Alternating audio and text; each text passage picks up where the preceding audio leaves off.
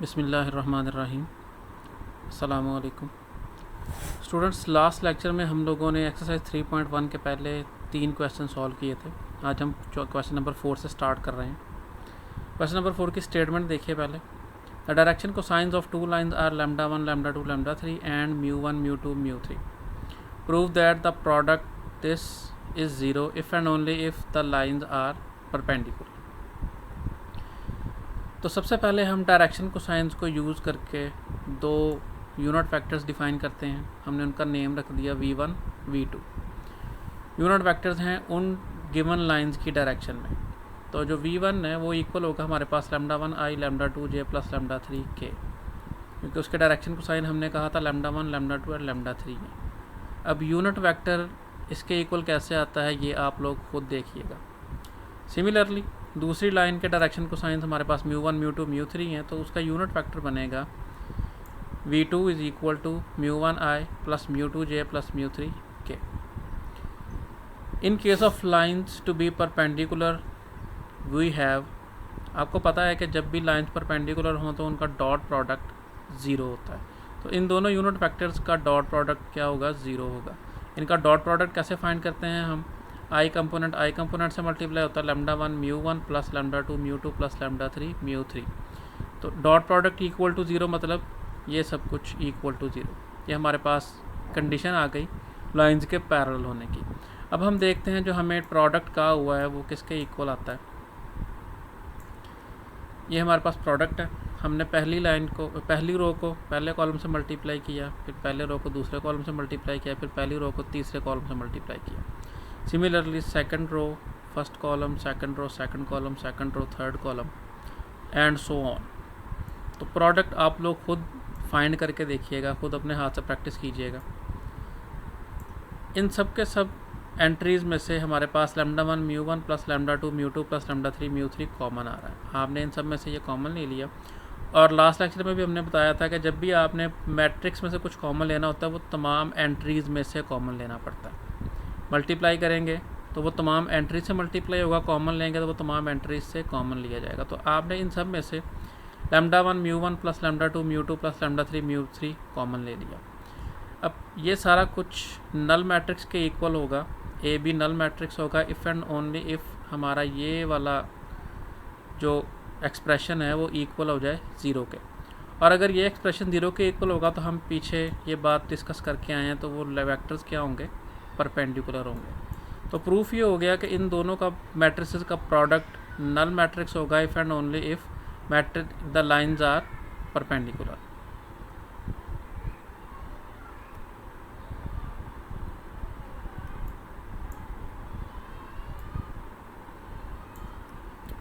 Question number 5.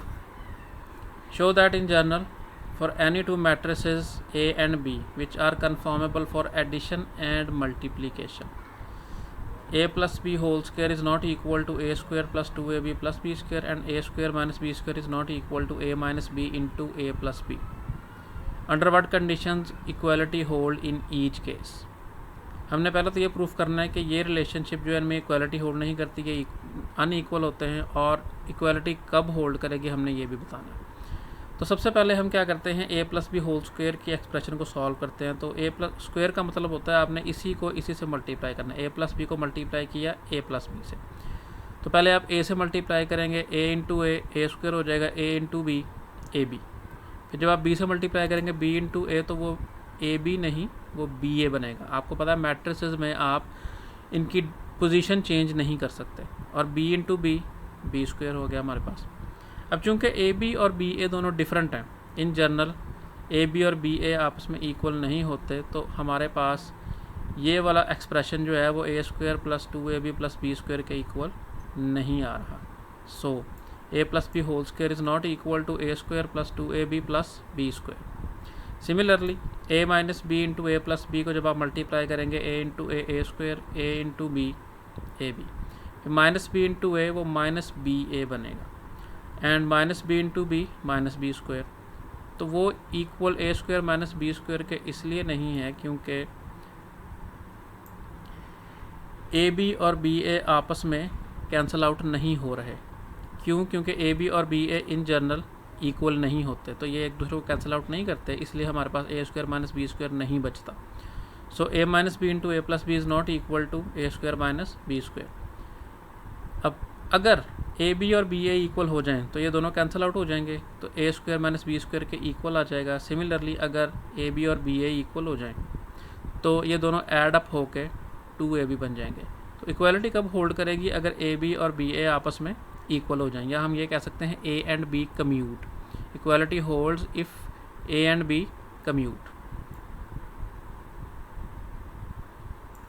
अगला question देखें, question number 6। आपको ए मैट्रिक्स दिया हुआ है और आपसे ये कहा कि आपने इस एक्सप्रेशन को प्रूव करना है कि वो इस मैट्रिक्स के इक्वल आती है। तो सिंपली आप क्या करेंगे, इस एक्सप्रेशन के अंदर ए की वैल्यू पुट कर देंगे। ए स्क्वायर का मतलब है ए इंटू ए, तो ए को आपने यहाँ पे 2 बार लिख लिया। उसके बाद -4a -4 इंटू ए की वैल्यू लिख दी, और -5i। आई आपको पता है आइडेंटिटी मैट्रिक्स। तो आइडेंटिटी मैट्रिक्स हमेशा हम उसी ऑर्डर का लेते हैं जिस ऑर्डर का आपको गिवन मैट्रिक्स दिया होता है। ये 3/3 है, तो आपने आइडेंटिटी मैट्रिक्स भी 3/3 का लिया। इसको सॉल्व करेंगे आप, इंशाल्लाह सॉल्व कर लेंगे, तो ये आपके पास आंसर इसके इक्वल आ गया।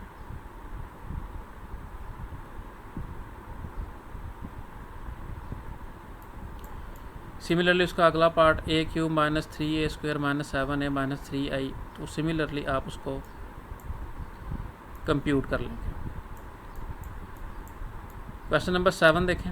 Show that the matrix A is periodic having period 2। Periodic matrix की हमने डेफिनेशन पढ़ी थी, a⁻k+1 = a आ जाए, तो हम कहते हैं कि वो मैट्रिक्स पीरियोडिक है। k+1 अब ये कहा जा रहा है कि पीरियड 2 है, तो उसका मतलब है a3 पे जाके a³ पे जाके ये वापस a के इक्वल बनेगा। तो सोल्यूशन देखते हैं। आपने a² फाइंड किया, a को a से मल्टीप्लाई किया, हमारे पास ये मैट्रिक्स आ गया।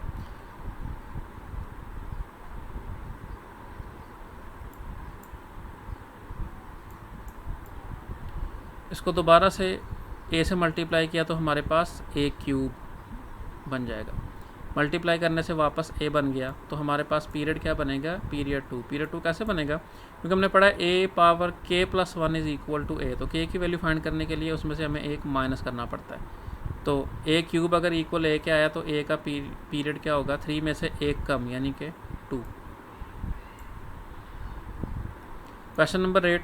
Show that the matrix this is nilpotent. What is nilpotency index? Nilpotent का मतलब है कि ये सारा मैट्रिक्स a को a से मल्टीप्लाई करी जाएंगे तो एक टाइम आएगा ये नल मैट्रिक्स बन जाएगा। तो जिस पावर पे जाकर नल मैट्रिक्स बनेगा वो उसका निलपोटेंसी इंडेक्स होगा। तो स्टार्ट किया हमने a को a से a² का मतलब है a को a से मल्टीप्लाई किया, मल्टीप्लाई करने से वो नल मैट्रिक्स बन गया। तो नल मैट्रिक्स आ गया, इसका मतलब है इसका निलपोटेंसी इंडेक्स क्या है? 2। Question number 9। Show that the matrix is involutory. Involutory मतलब इसको इसी से मल्टीप्लाई करें तो आंसर क्या आना चाहिए? आइडेंटिटी मैट्रिक्स आना चाहिए।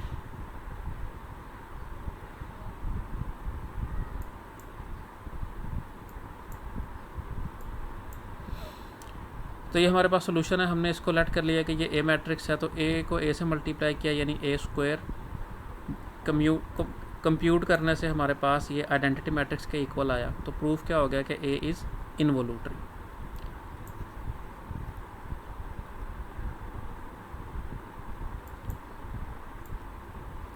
Question number 10। Show that every square matrix A with entries from real can be written as a symmetric matrix B and a skew symmetric matrix D। पहले हमने ये प्रूफ करना है कि A, B और D के सम में लिखा जा सकता है। जब ये प्रूफ हो जाएगा उसके बाद हमने प्रूफ ये करना है कि ये जो B मैट्रिक्स है वो सिमेट्रिक होगा और जो D मैट्रिक्स है वो स्क्यू सिमेट्रिक होगा। इसका सोल्यूशन देखें। हम किसी भी मैट्रिक्स को A को हमने 2 से मल्टीप्लाई भी कर लिया और 2 से डिवाइड भी कर लिया, तो आप देख सकते हैं 2 से कैंसिल हो जाएगा, कोई फ़र्क नहीं पड़ेगा। 2a को हम लिख सकते हैं a + a = 2a। हमने इसके अंदर ट्रांसपोज ऑफ a ऐड भी कर दिया और सब्ट्रैक्ट भी कर दिया, यानी ये स्टिल a के ही इक्वल है, इसको कोई फ़र्क नहीं पड़ा। अगले स्टेप में हमने जस्ट इनको अरेंज किया है कि ये जो नेगेटिव a ट्रांसपोज है उसको हमने लास्ट में लिख लिया। अब a + a ट्रांसपोज को हम एक टर्म कंसिडर कर लेते हैं और a - a ट्रांसपोज को हम दूसरी टर्म कंसिडर कर लेते हैं। 1/2 को इन दोनों के साथ सेपरेट करेंगे तो ये 1/2 × a + a transpose plus 1/2 into A minus A transpose. तो फर्स्ट मैट्रिक्स का नेम हमने रख दिया बी और सेकंड मैट्रिक्स का नेम रख दिया हमने डी। तो प्रूफ हमने पहले ये कर दिया कि ए मैट्रिक्स को हम इन दो मैट्रिसेस के सम में लिख सकते हैं। अब प्रूफ हमने ये करना है कि जो पहला मैट्रिक्स है बी ये सिमेट्रिक होगा और दूसरा मैट्रिक्स स्क्यू सिमेट्रिक होगा। सिमेट्रिक प्रूफ करने के लिए हम क्या करते हैं, हम ट्रांसपोज फाइंड करते हैं। अगर वो वापस बी के इक्वल आ गया तो वो सिमेट्रिक मैट्रिक्स होगा। ट्रांसपोज में आपने पढ़ा हुआ है कि सम या डिफरेंस में ये दोनों के ऊपर सेपरेट अप्लाई हो जाता है। ट्रांसपोज अप्लाई हो गया ए के ऊपर और ट्रांसपोज अप्लाई हो गया ट्रांसपोज ऑफ ए। और आपको ये भी पता है कि ट्रांसपोज ऑफ ट्रांसपोज वो वापस मैट्रिक्स ए बन जाता है। तो इसकी जगह पे वापस ए मैट्रिक्स बन जाएगा और ये ट्रांसपोज ऑफ ए। सम हमें पता है कम्यूट करता है। आप ए बी प्लस बी और बी प्लस ए आपस में इंटरचेंज करने कोई फ़र्क नहीं पड़ता। तो आप इन दोनों का ऑर्डर फिर चेंज किया ए प्लस ट्रांसपोज ऑफ ए, तो ये वापस हमारे पास बी मैट्रिक्स बन गया। ये देखिए ये बी मैट्रिक्स था और ये वापस हमारे पास बी मैट्रिक्स बन गया। B transpose is equal to B, मतलब क्या हुआ कि B is symmetric. Similarly D को क्यू सिमेट्रिक प्रूफ करना है हमने, तो ट्रांसपोज अप्लाई किया आपने, दोनों के ऊपर ट्रांसपोज सेपरेट हो गया। और सिमिलरली फिर transpose of A transpose is equal to A, ये हमारे पास लिखा हुआ। इनकी जब आप ऑर्डर चेंज करेंगे, इनकी तरतीब चेंज करेंगे, माइनस ए पहले आएगा, ए ट्रांसपोज प्लस बाद में आएगा। हमने क्या किया हुआ है, यहाँ से नेगेटिव कॉमन लिया हुआ। नेगेटिव कॉमन लेने से क्या फ़र्क पड़ेगा कि जो साइंस हैं दोनों के चेंज हो जाते हैं। या आप ये कह सकते हैं कि हमने दो दफ़ा नेगेटिव से मल्टीप्लाई कर दिया, एक नेगेटिव बाहर रह गया और एक ने अंदर जाके उन दोनों के साइन चेंज कर दिए। ए नेगेटिव था पॉजिटिव हो गया और ए ट्रांसपोज पॉजिटिव था वो नेगेटिव हो गया। तो ये वाला जो एक्सप्रेशन है इतना वो हमारे पास डी के इक्वल है, A minus A transpose is equal to D. तो ये हमारे पास डी ट्रांसपोज इक्वल आ गया नेगेटिव डी के। प्रूफ क्या हो गया कि डी इज़ स्क्यू सिमेट्रिक। इससे अगला क्वेश्चन नंबर 11 बिल्कुल इन्हीं लाइंस पे आप लोग कर लेंगे कि हमने प्रूफ करना है कि हमारे पास ए मैट्रिक्स है जो कि जिसकी एंट्रीज हैं कम्प्लेक्स नंबर्स। तो उसको लिखा जा सकता है हर्मिशियन मैट्रिक्स बी और स्क्यू हर्मिशियन मैट्रिक्स डी के इक्वल।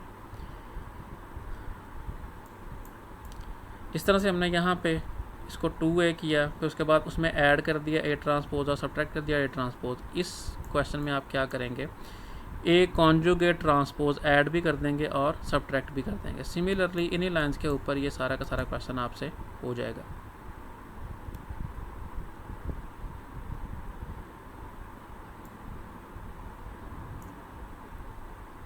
पहले मैट्रिक्स को आप बी कह लेंगे, फिर डी कह लेंगे और प्रूफ करना है कि ये हर्मिशियन है और ये स्क्यू हर्मिशियन है। हर्मिशियन मैट्रिक्स क्या होता है, आप कॉन्जुगेट और ट्रांसपोज दोनों अप्लाई करते हैं, अगर उसको कोई फ़र्क नहीं पड़ता तो वो हर्मिशियन कहलाता है।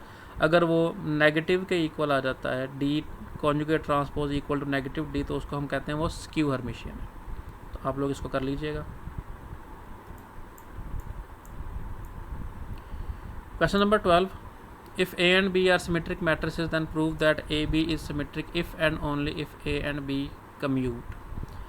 अब आपको पता है कि जब भी किसी एक्सप्रेशन में किसी स्टेटमेंट में इफ़ एंड ओनली इफ़ का वर्ड आ जाता है तो हमें क्या करना पड़ता है, हमें पहली कंडीशन को सपोज करके दूसरी प्रूफ करनी पड़ती है, फिर दूसरी को सपोज करके पहली प्रूफ करते हैं। तो हम पहले सपोज कर लेते हैं कि ए बी सिमेट्रिक है। हमें ये गिवन है कि ए और बी सिमेट्रिक हैं, तो ए सिमेट्रिक होने का मतलब क्या है कि ए ट्रांसपोज इक्वल ए के होगा, बी ट्रांसपोज इक्वल बी के होगा।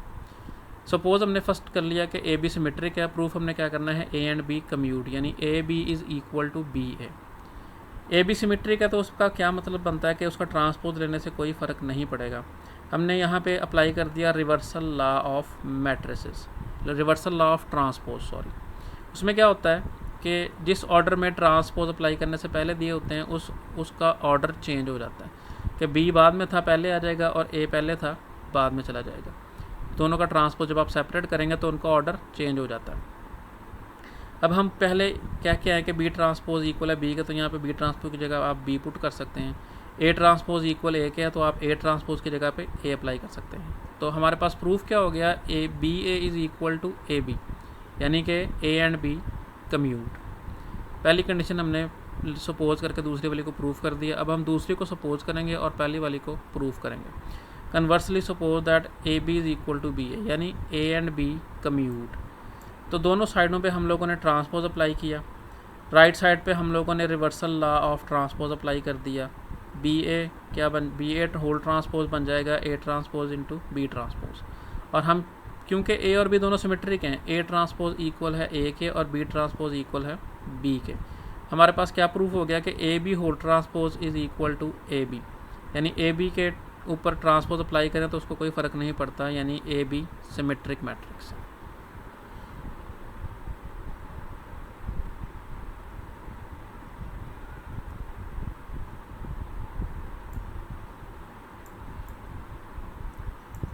Question number 13. If A is an M cross M symmetric या skew symmetric matrix and P is an M cross N matrix, then prove that B is equal to P transpose A. P is symmetric, skew symmetric.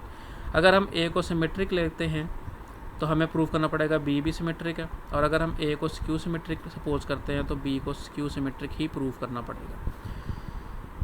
P चूँकि एक हमारे पास M cross N matrix है और P transpose क्या होगा N cross M matrix, हमने transpose की definition पढ़ी थी कि उसका जो ऑर्डर है वो इंटरचेंज हो जाता है, number of rows number of columns बन जाते हैं और number of columns number of rows बन जाते हैं।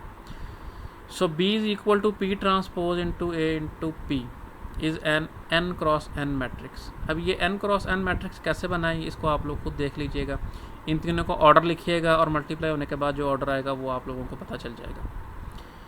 अगर ए सिमेट्रिक हो तो उसका क्या मतलब है, A transpose is equal to A, then B transpose. अब यहाँ पे आपने इस पूरे के ऊपर ट्रांसपोज अप्लाई किया है तो यहाँ पे reversal law of transpose apply होगा। सबसे पहले हमारे पास इस पी का ट्रांसपोज आएगा, फिर हमारे पास ए ट्रांसपोज आएगा और उसके बाद transpose of P transpose.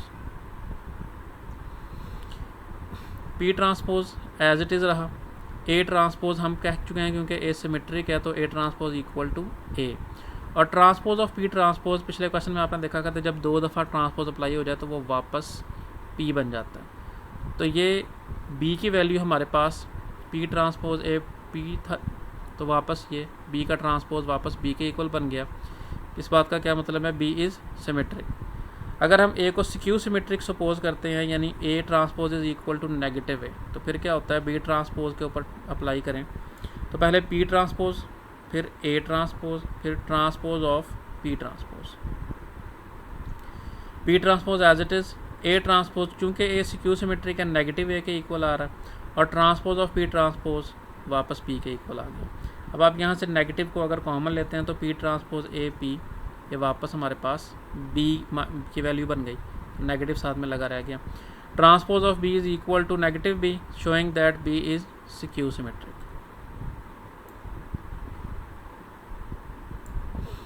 Question number 14, show that A into A transpose and A transpose into A are symmetric for any square matrix A. Use हम कर रहे हैं reversal law of matrix, reversal law of transpose, A B whole transpose is equal to B transpose into A transpose. We have, हमने A into A transpose के ऊपर transpose apply किया तो पहले क्या होगा, ए ट्रांसपोज के ऊपर ट्रांसपोज अप्लाई हो जाएगा, उसके बाद ए के ऊपर ट्रांसपोज अप्लाई हो जाएगा। ये आपको पता है कि ट्रांसपोज ऑफ ट्रांसपोज वापस ए बन जाता है, तो A into A whole transpose is equal to A into A transpose. क्या प्रूफ हो गया कि A into A transpose is symmetric. Similarly आप इनका ऑर्डर चेंज करके अप्लाई कर दें तो पहले ए के ऊपर ट्रांसपोज अप्लाई हो जाएगा, फिर ट्रांसपोज ऑफ ए पे ट्रांसपोज अप्लाई हो जाएगा, तो दो दफ़ा ट्रांसपोज जो है वो कैंसिल होकर वापस ए बन गया। A transpose into A whole transpose is equal to A transpose into A, showing that A transpose into A is symmetric. Question number 15, if A is a square matrix over C means complex numbers, then show that A plus A conjugate transpose, A into A conjugate transpose and A conjugate transpose into A are all Hermitian। तो सबसे पहले हम पहली वाली expression को suppose कर लेते हैं कि वो हमारे पास B के इक्वल है। तो इसके हर्मिशियन प्रूफ करने के लिए क्या करना पड़ेगा, ट्रांसपोज और कॉन्जुगेट दोनों अप्लाई करने पड़ेंगे। तो पहले हम लोगों ने कॉन्जुगेट अप्लाई कर दिया। कॉन्जुगेट में आपने पढ़ा हुआ है कि अगर दो या दो से ज़्यादा का सम या डिफरेंस हो तो दोनों का कॉन्जुगेट सेपरेट किया जा सकता है। तो ये हमारे पास इक्वल आ जाएगा A conjugate into A conjugate transpose of conjugate. अभी हमने ट्रांसपोज अप्लाई नहीं किया, वो बाहर ही। A conjugate as it is, और कॉन्जुगेट का फिर कॉन्जुगेट वो वापस ए बन जाता है हमारे पास। उसके बाद आप लोगों ने ट्रांसपोज अप्लाई किया तो दोनों के ऊपर ट्रांसपोज सेपरेट कर दिया हमने, और ट्रांसपोज ऑफ ट्रांसपोज वापस ए बन गया। अब आप सम में इसको आप A conjugate transpose plus A लिख लें या A plus A conjugate transpose लिख लें, कोई फ़र्क नहीं पड़ता। तो B conjugate transpose is equal to B, showing that B is Hermitian. उसके बाद हम लोगों ने दूसरी का एक्सप्रेशन को कह लिया कि ये हमारे पास ई के इक्वल है। सॉरी, दूसरी वाली को आप लोग खुद प्रूव करेंगे। सिमिलरली जिस तरह हम थर्ड वन को प्रूव कर रहे हैं, तो थर्ड वन को हमने ले लिया कि वो ई के इक्वल है। हमने इसको हर्मिशियन प्रूव करना है तो उसको कॉन्जुगेट और ट्रांसपोज दोनों अप्लाई करने पड़ेंगे। हमने पहले कॉन्जुगेट अप्लाई कर दिया, कॉन्जुगेट ऑफ कॉन्जुगेट हमारे पास वो वापस ए के इक्वल आ गया, और इसका कॉन्जुगेट एज इट इज़। उसके बाद आपने ट्रांसपोज अप्लाई किया तो यहाँ पे reversal law of transpose apply होगा। पहले हमारे पास ए कॉन्जुगेट का ट्रांसपोज आएगा, उसके बाद हमारे पास ए ट्रांसपोज का ट्रांसपोज आएगा। तो transpose of A transpose is A, so A conjugate transpose into A. E की वैल्यू हमारे पास यही थी, A conjugate transpose into A. तो ई का कॉन्जुगेट इनटू कॉन्जुगेट ट्रांसपोज वापस ई के इक्वल आ गया। तो शो क्या हो गया हमारे पास, ई इज़ हर्मिशियन। स्टूडेंट्स, हमारी एक्सरसाइज 3.1 कंप्लीट हो गई है। हमने पहले 15 क्वेश्चन ही करने थे। कोई क्वेश्चन हो तो आप लोग मुझसे कांटेक्ट कर सकते हैं।